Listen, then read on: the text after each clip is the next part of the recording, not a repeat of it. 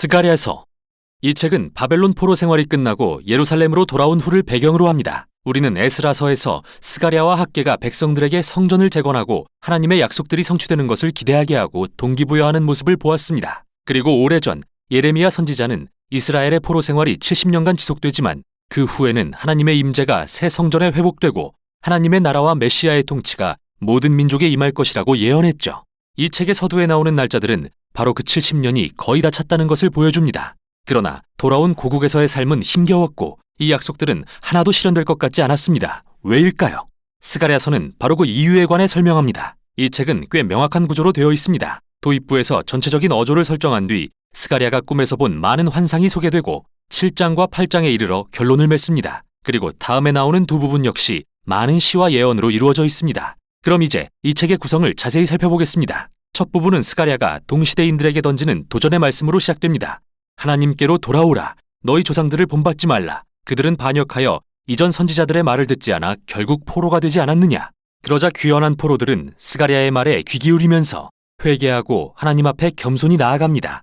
아니, 그렇게 보입니다. 다음의 긴 부분은 스가랴가 밤중에 본 8개의 환상으로 구성되어 있습니다. 미리 말하지만 이 환상들은 매우 기괴하고 이상한 모습으로 가득 차 있습니다. 여러분의 꿈처럼 말이죠. 하나님이 그분의 백성에게 상징적인 꿈을 통해 말씀하시는 방법은 매우 오래됐는데요. 창세기로 거슬러 올라가면 야곱, 요셉, 그리고 바로의 꿈이 등장하죠. 이 꿈들은 당대에 일어난 사건들의 의미를 부여할 뿐만 아니라 미래를 내다보는 창문이 되기도 했습니다.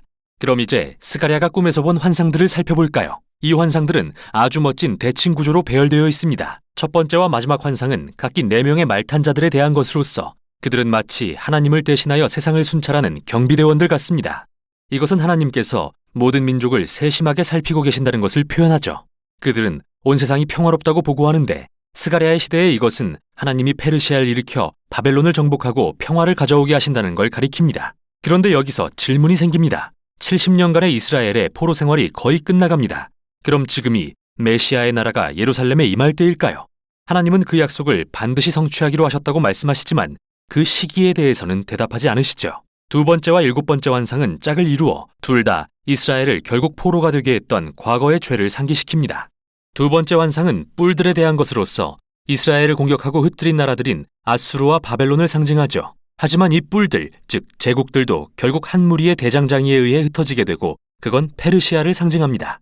7번째 환상은 광주리 안의 한 여인에 대한 것으로서 이 여인은 이스라엘이 수세기 동안 언약에 불순종했던 것을 상징한다고 전해지는데요. 이내 그녀는 학과 같은 날개로 바람을 일으키는 2명의 여인에 의해 바벨론으로 옮겨집니다.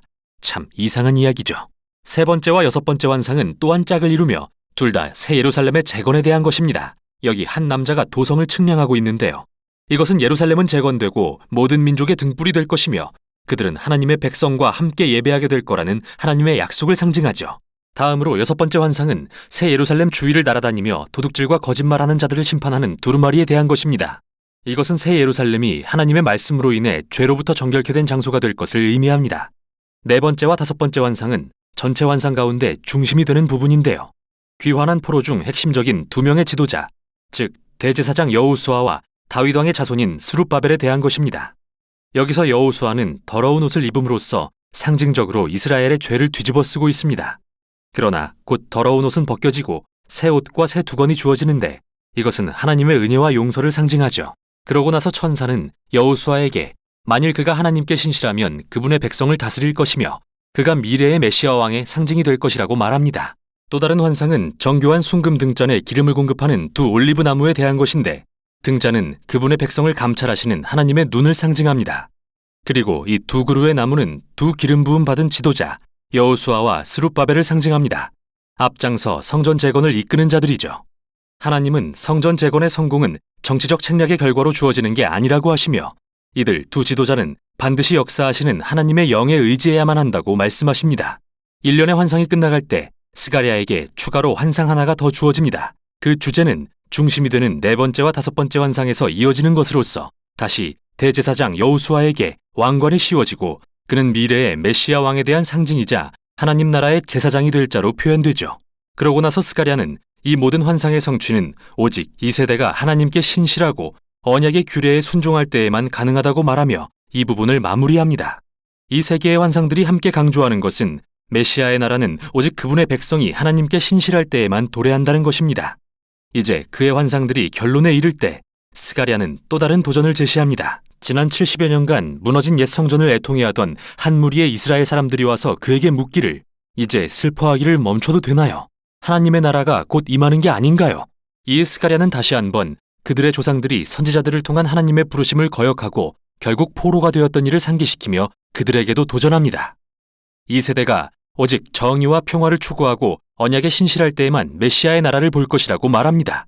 즉 스가랴는 그들의 질문을 뒤바꾸어 너희는 하나님 나라를 상속받고 그분의 나라에 참여할 준비가 된 그런 백성이 될 것이냐 라고 묻습니다.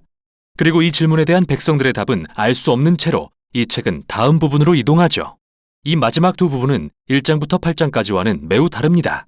각 부분은 마치 만화경을 보듯 미래의 메시아의 나라에 대한 다양한 시와 모습으로 구성되어 있는데요.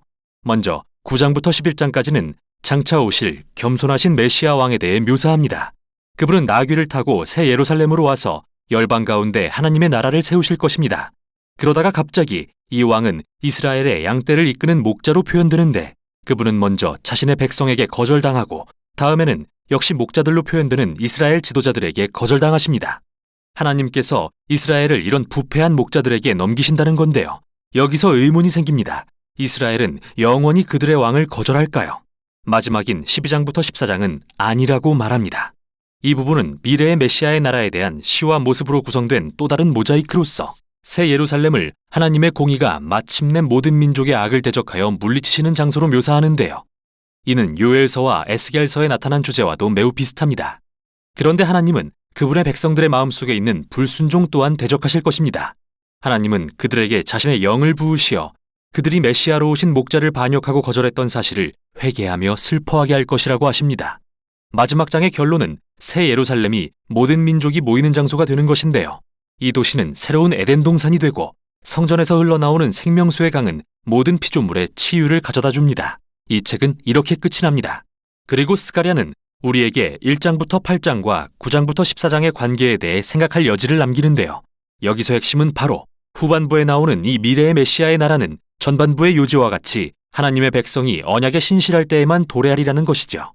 스가랴서를 읽는 것은 롤러코스터를 타는 것 같습니다. 환상과 시들은 특이한 모습으로 가득 차 있고 생각의 흐름이 비선형적이죠. 이게 바로 중요한 점인데요. 이 책은 역사나 우리의 인생처럼 항상 질서정연한 형식에 맞아떨어지지 않습니다. 하지만 선지자들은 우리에게 자신의 목적을 따라 역사를 이끌고 계시는 하나님의 손길을 잠시나마 보여줍니다. 궁극적으로 스가랴는 우리를 혼돈 너머를 바라보며 장차 임할 하나님의 나라를 소망하도록 초대하고 그래서 현재에 충실하도록 동기를 부여합니다. 이것이 바로 스가랴서의 내용입니다.